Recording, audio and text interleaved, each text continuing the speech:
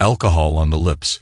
That's where it begins, or at least that's how I remember starting this final entry in a ragged notebook. A slow burn sliding down my throat, warming me from the inside out, while the rest of the room feels colder than ever. The glass is heavy in my hand, so heavy that each sip feels like a conscious decision, like picking a scab. And that's how I begin to write these words, quiet and alone, as if I'm documenting the death of something I can't yet fully name. I don't know the time. The living room clock might read 9:00 p.m., or maybe it's closer to midnight. The curtains are half drawn, just enough for me to see the glow of the city lights outside. Denver nights always looked so peaceful from behind these windows. But now that calmness mocks me, reminding me how things used to be. She's here, on the other side of the couch, silent. Always silent these days. I don't look at her directly. I feel her presence like a knot in my spine, a tension that won't release. My fingers drum against the notebook cover, hesitant to open it. The whiskey sits on my tongue, bitter, biting. I close my eyes. When they open, I can't help but see the reflection of her in the dark TV screen, her figure a vague silhouette. Arms folded, posture perfect. She used to fuss about the cushions, the remote, the angle of the lampshade. Now she sits so still that she might as well be a statue. I want to speak. I want to break this suffocating hush, but I know her response. It's always the same, silence. The only voice in my head, ironically, is hers, repeated from memory. The memories flicker like old video reels. They freeze, distort, and skip, but the images still sting, and I feel them in my body, a dull throb behind my ribs that radiates to my gut. Sometimes it's so strong it bends me forward, as if I've been punched. I breathe in, and the pages open. I start writing, but the words come out crooked. My handwriting used to be decent, neat. Now it's a collection of slanted lines. I press the pen harder, trying to anchor my mind. My throat is dry, so I sip again. The warmth of the alcohol fails to calm me. Slowly, I draft the story that's led me here. I can pinpoint the beginning of the unraveling. The day I found a note slipped between the pages of an old paperback I kept beside the bed. It was folded in half, like a worn receipt. To find it at all was odd. She never wrote notes. She preferred texts or phone calls, more immediate, less vulnerable. But this note was short, carefully penned. I changed the tango teacher. It's been him for months now. The test says it's his.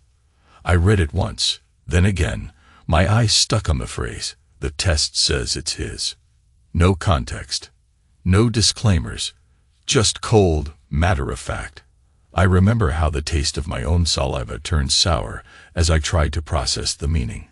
She was pregnant. I hadn't even known. And the baby wasn't mine. She never told me she was pregnant, never told me she suspected anything. All of that hidden, concealed behind her perfect posture and polite smile. I laughed at first, but it wasn't the kind of laughter that brings relief. It was a dry, rasping sound that caught in my chest. For a second, I thought, this is it, the moment I was waiting for. Her slip, her mistake, the proof of everything I'd suspected. But the reality of it, the finality of it, strangled that laughter into silence. The name on the DNA test was real, and the words on the note sealed everything. She had orchestrated a life that excluded me. A child with someone else, a future in which I didn't exist. I confronted her that evening. It was summertime, and the sun hadn't fully set. The light spilled through our kitchen windows, illuminating the dust motes that swirled around us. I stood there, note in hand, expecting tears, excuses, at least some anger, something. But she gave me none of it. She just stood, arms at her sides, face unreadable, eyes distant. The only words I spoke were, "You're free." It felt like I was releasing a prisoner, except there was no gratitude in her expression. Just the same vacant half-smile I'd grown used to seeing. She said nothing. Nothing at all. Her silence was a blade, and it cut deeper than any confession. That was the day I realized how little I mattered in her world. If she didn't bother to lie, if she didn't bother to pretend she cared, that meant there was nothing left to salvage. I felt something inside me crack like ice underfoot. But I kept it contained. I always do. We had been married for nearly a decade. We were comfortable, or so I thought, living in a modest house in Denver, close to my work at the manufacturing firm. I handled operations, budgets, deadlines. She worked freelance in PR, often on her laptop in the living room, meeting clients in chic downtown cafes. Once, I believed we complemented each other. I was quiet, methodical, stable. She was lively, ambitious, the social spark I lacked. But somewhere along the line, the spark she provided me turned into a distant glare, something that shone outside the home rather than within it. Her taking tango lessons started as a casual suggestion. "I need a new hobby, something creative," she said. Back then, she would still speak, still look me in the eye. We drove together to the studio on a Thursday. She signed up, and I waited in the car, reading emails on my phone, proud that she'd found an outlet. That was how it began. She came home sweaty and excited, describing the music, the moves. Then she mentioned the teacher, Rico, charismatic, energetic, always moving with the grace of a cat.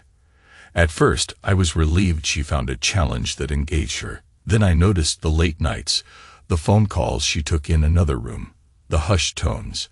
She told me the lessons were running late, that she'd gone out for drinks with classmates. I asked questions, but the answers felt hollow. I should have paid attention to the signs. The intensity in her eyes when she spoke about dancing, the sudden distance in our bed, the phone she kept face down on the table. Still, I tried to be the supportive husband. I let her have space. I told myself that if I just gave her room to breathe, we'd be okay. That's the story I told my mother when she asked if everything was fine. That's the story I told my father when he looked at me with concern. "We're good," I said. "She just has new interests." But I was lying to everyone, including myself. I stare at her from the corner of my eye now. She hasn't moved. Her arms remain crossed, and her knees are pressed together. Her feet are in their usual position, ankles crossed, the way she sits whenever she's bored or waiting. There's no ring on her finger. She took it off a few days after I confronted her. I wonder if she keeps it in her purse, or if she tossed it in some drawer. The bedroom, once ours, looks untouched. She's practically moved into the guest room. I haven't bothered to ask for an explanation. Her silence forms a wall of ice between us. I flip to the next page of the notebook, forcing myself to keep writing, to keep going. I rewrite a memory, try to shape it into a scene in my head. It was a Friday night. I came home from work, early for once. There was a tension in my shoulders, an ache I couldn't name. I stepped into the house, set my keys on the table, and heard music from the living room. Tango music, low, sultry. And I heard voices. One was hers. The other was a man's, smooth and assured. I walked in quietly, not sure what I'd find. They were dancing. Her head lay against his chest, her arms wrapped around his shoulders. His hands guided her hips. They moved in slow circles, oblivious to my presence, the only light coming from a floor lamp casting long shadows on the wall. I froze. My mouth went dry. The music grew louder in my ears, as if a speaker was pressed against my head. My heart pounded so violently, I thought the sound would give me away. Then he leaned in. I saw his lips brush her neck. Her eyes fluttered shut, and she tilted her head back slightly, as if welcoming that touch. Her fingers locked around him, pulling him closer. That moment stretched on, impossible to measure. The swirl of a dress, the shuffle of feet on the hardwood floor, a soft sigh escaping her lips. My entire body felt like it was on fire, every nerve sizzling. I can't describe the exact shade of jealousy that colored my vision. Maybe it was red or black, or some hateful hue in between. All I knew was that it hurt, physically, a dagger in my chest. I coughed, or maybe I stepped on a loose floorboard. I can't remember which. They both looked up, startled. She stepped away from him with a smoothness that said she'd done this before, a practiced move of casual detachment. He didn't speak, just regarded me with an arrogant calm. A part of me wanted to lash out, to toss him out by the collar, but something clamped my throat shut. No one said a word. The tension was suffocating, like a room with no air. I walked back out without a single question. In my car, I sat behind the wheel, knuckles white around the steering wheel, chest heaving. That night, I drove aimlessly through the city, replaying their dance, replaying the feeling of helplessness. My mind churned with images of their closeness, the brush of his hands along her waist, the hush of her breath on his neck. I parked somewhere, I don't remember where, and closed my eyes until I heard a distant siren. Then I drove home. When I entered the house, the music had stopped, and he was gone. She was already in bed, or at least in the bedroom with the door shut. I went to the couch and stared at the ceiling until dawn. That was the night I learned that betrayal can be a living, breathing force, not just a concept. My body felt battered, as though I had run a marathon without training. That was also the night I realized she was carrying secrets far deeper than I'd guessed. I could have confronted her right then, demanded answers. But fear gripped me. Fear of hearing a simple truth. She no longer wanted me, no longer needed me, and had already found someone else to fill the void. I tried to bury that night. I suppressed it, acted as if it never happened. We barely spoke over the following weeks, and she made no attempt to apologize or explain. Our routine resumed, only colder, emptier. When I look at her now, perched on the edge of the couch, that memory collides with my present, leaving me short of breath. I force myself to write the next sentence. I wasn't a fool anymore. The pen wavers across the page. The whiskey slides down my throat, offering no solace, just a cheap burn. Weeks after witnessing that dance, I stumbled upon the note in the book. You could say it broke the last straw, though in reality, the straw was already splitting. I confronted her. She stared back, blankly. No excuses, no pleas for forgiveness. That was when something in me snapped. I began to gather evidence, rummaging through old receipts, checking phone records, ignoring the moral boundary that says you shouldn't pry. I needed proof, not just for me, but for my own sense of sanity. Rico. The name felt sour in my mouth. I discovered she'd been taking extended lessons at his private studio. Late-night sessions that ended past midnight. Bills for fancy restaurants. A hotel receipt in his name. Each clue hammered the truth deeper into my skull. She was living another life, forging a future that had no place for me. Yet, I kept quiet. I let her think I was too blind or too trusting. I told myself I needed time to figure out my next move, but in reality, I was paralyzed by the enormity of it all. The day I confronted her with the note, my blood was ice. A strange calm overtook me, as though my emotions had retreated behind thick walls. I said, "You're free." But the words had no warmth, no sense of release. It was more like a death sentence. She didn't flinch. Her indifference was a sharper insult than any screaming match could have been. I wanted her to fight, to cry, to beg. Instead, I got that vacant expression. That was the moment I realized just how far we'd drifted. We were strangers living under one roof. She left the house that night without a word, returning hours later. I didn't ask where she went. She was no longer mine to question, though legally we still shared a name. The next morning, she placed her wedding ring on the kitchen counter. She left it there, in plain sight, like a piece of trash. I could have grabbed it, shoved it into her hand, insisted she keep it. Instead, I walked past it and made coffee, feeling a knot in my stomach so tight that I thought I'd be sick. Time drags when your home becomes a cold war zone. Each day I went to work, tried to maintain composure, answered emails, led meetings, and came home to the silent presence of the woman I once called my wife. We coexisted without speaking. She cooked for herself. I cooked for myself. We hardly made eye contact. Nights stretched on like a dull ache. I started sleeping on the couch, half out of choice, half because I couldn't bear the tension of her near me. My back ached, and I tossed until dawn, popping painkillers for a throbbing headache that never fully subsided. I began to dream of ways to end this. Leaving, divorcing, packing my things. But each time, an anger flared within me. A voice in my head shouted, "She wronged you. Why should you be the one to go?" Then came the bitterness, the question. How could I have been so blind?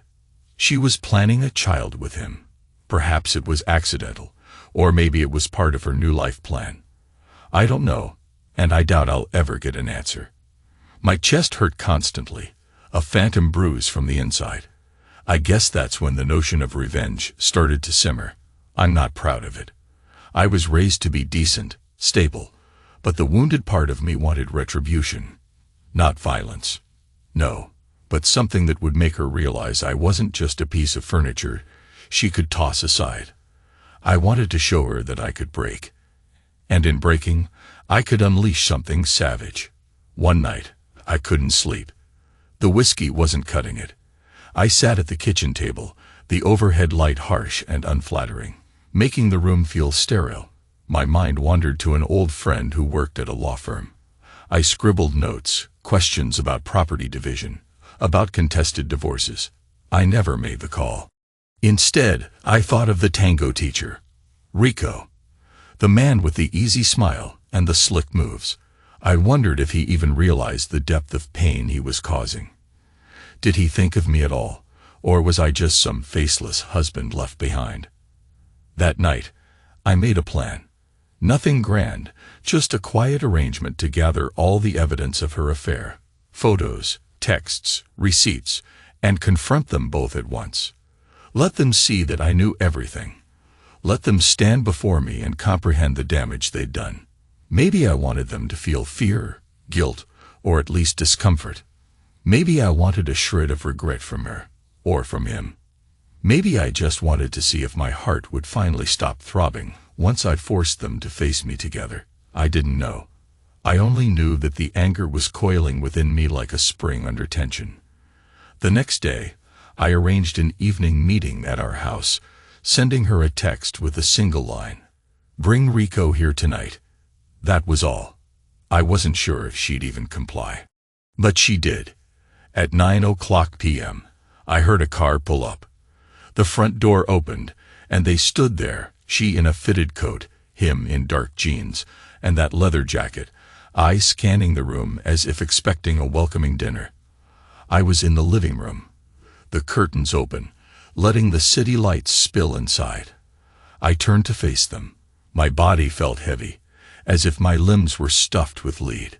She said nothing, of course. She just took a step to the side, letting Rico step forward. He began, "Listen, man." I cut him off with a wave of my hand. My voice came out rough, a rasp. "I don't want your explanations." I pointed to the coffee table. Spread across its surface were copies of hotel receipts, credit card bills, and phone logs. The DNA test results, black and white, left no doubt about the child. I watched him glance at them. His expression flickered from confidence to something else. Alarm, perhaps. For a moment, the calm dancer facade broke. Good, I thought. Let him feel that rush of panic. Still, he tried to speak. We didn't want it to.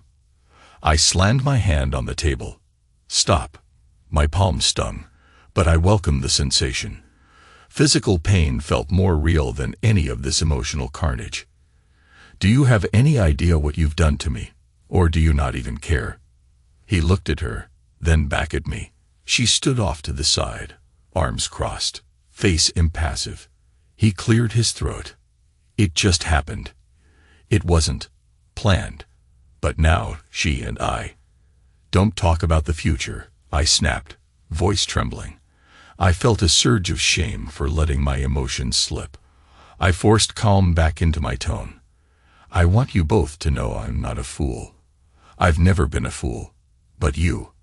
I turned to her, meeting those eyes that used to captivate me. You never needed me, did you? Silence. She kept her composure, like a mannequin.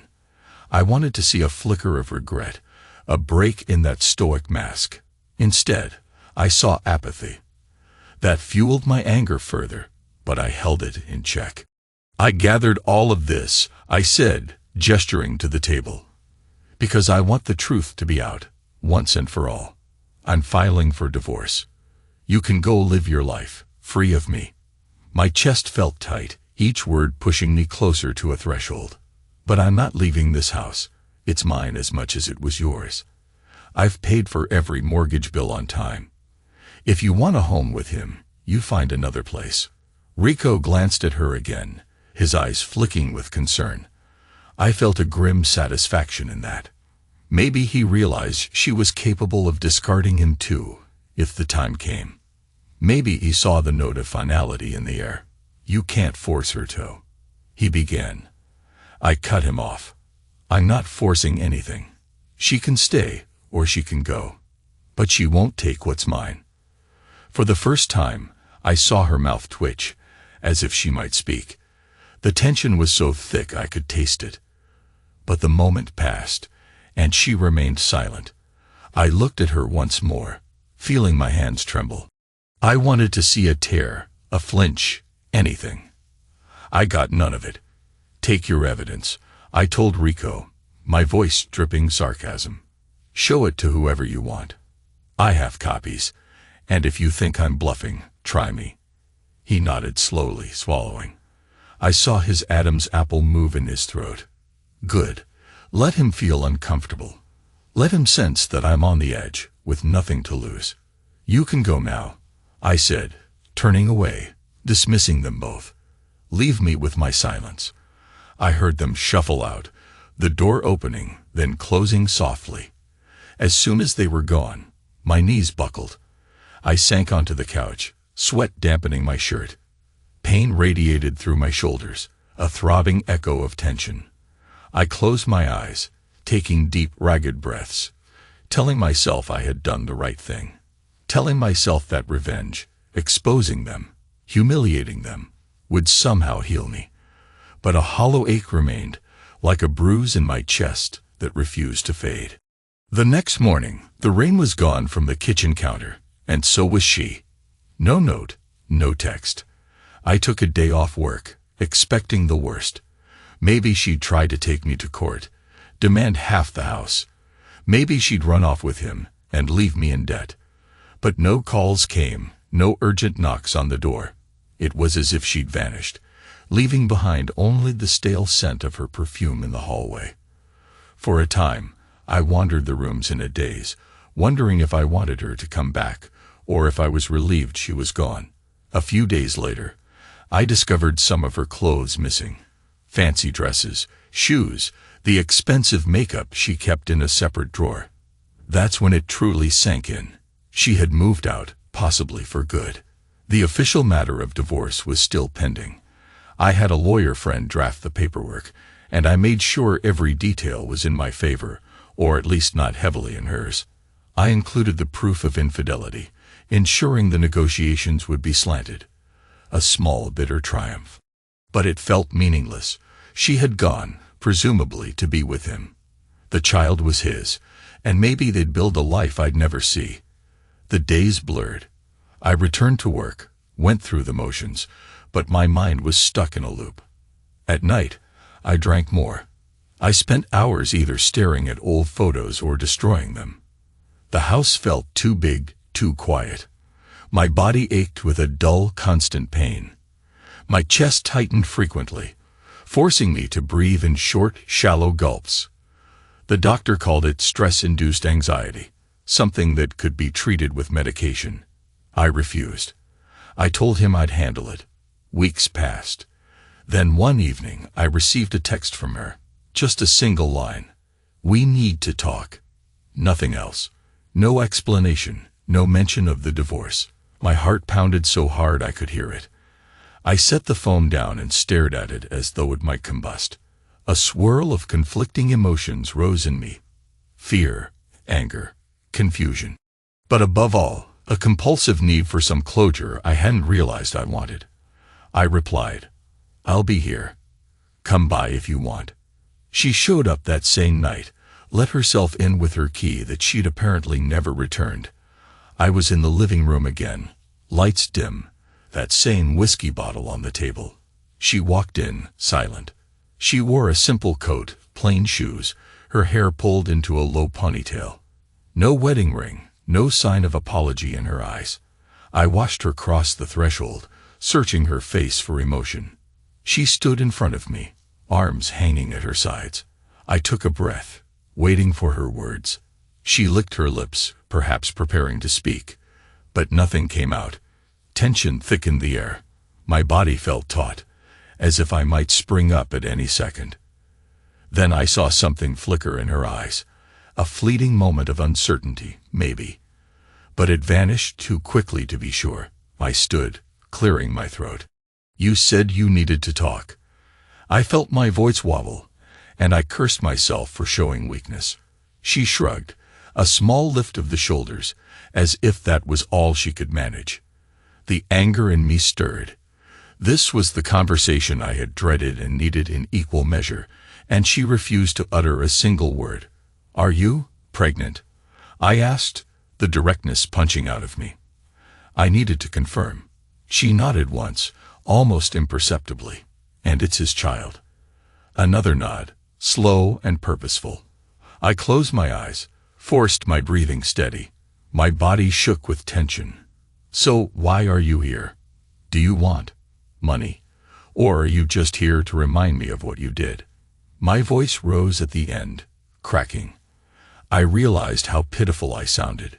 Still, she said nothing. The silence pressed down on my ears, making me want to scream. Instead, I inhaled, forcing calm. I could feel the bitterness coil in my stomach, a vile taste creeping up my throat. "All right," I muttered. "All right. You win. You got everything you want. You have your freedom, your new life, your child with him. So what do I have, huh?" My voice began to shake again, and I hated myself for it. She lowered her gaze to the floor, but not out of guilt. More like she was bored, done with this conversation before it began. Her silence was the final insult. I realized then she hadn't come for any real discussion. She was just tying up loose ends, maybe dropping off the key, maybe ensuring I wouldn't complicate her plans. The realization that I was no more than an afterthought battered me. My chest tightened again, the physical ache returning. I said, "Just go." The words felt hollow. She turned toward the door, paused, and looked back briefly. There was the faintest glimmer in her eyes. If it was sympathy, it came too late.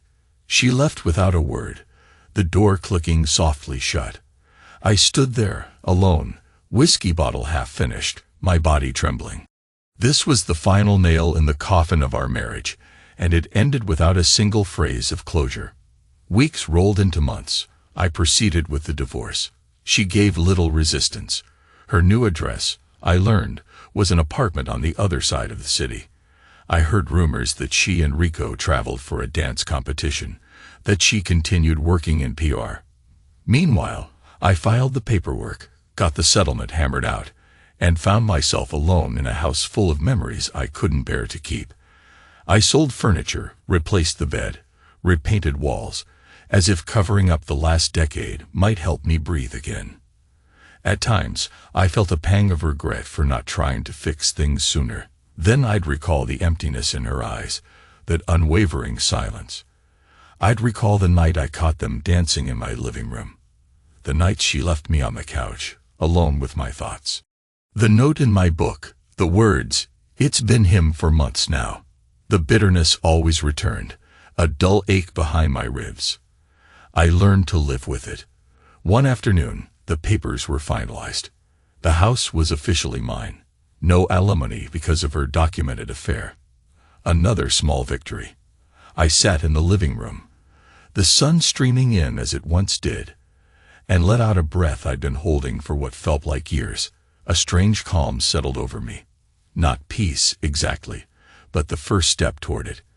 I forced myself to put on shoes, grab my coat, and step outside.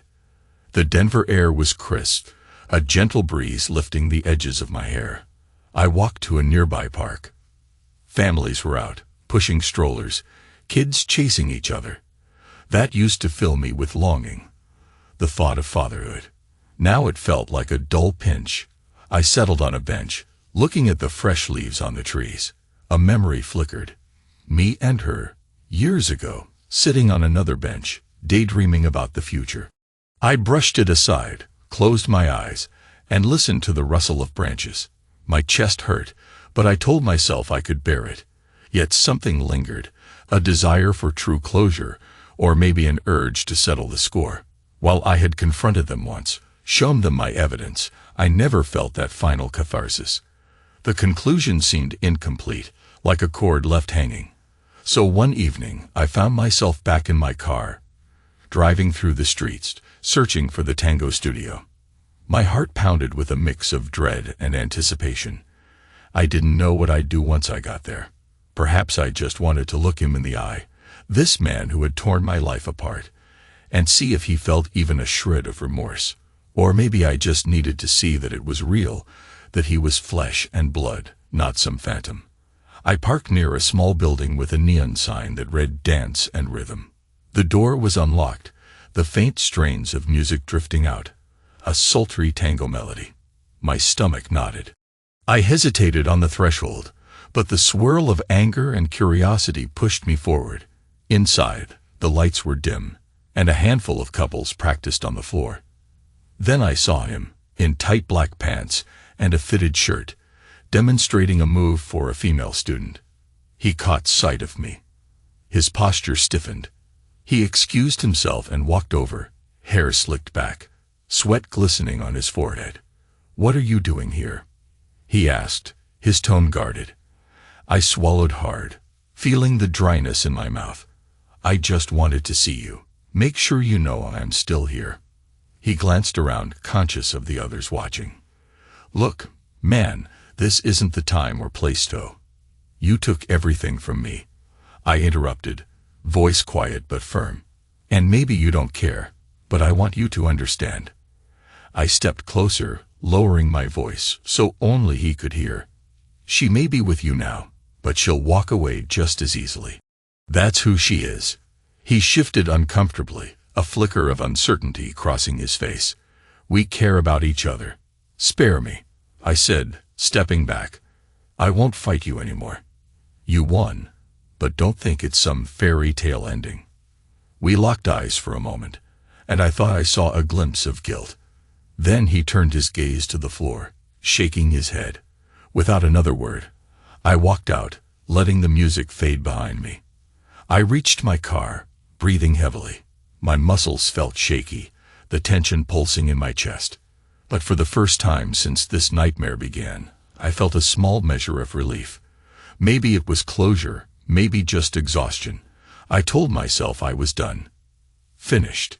Time has passed, but the exact number of weeks or months hardly matters. Life has a way of moving on without fanfare. The divorce is done. My parents know. My friends know. They try to console me.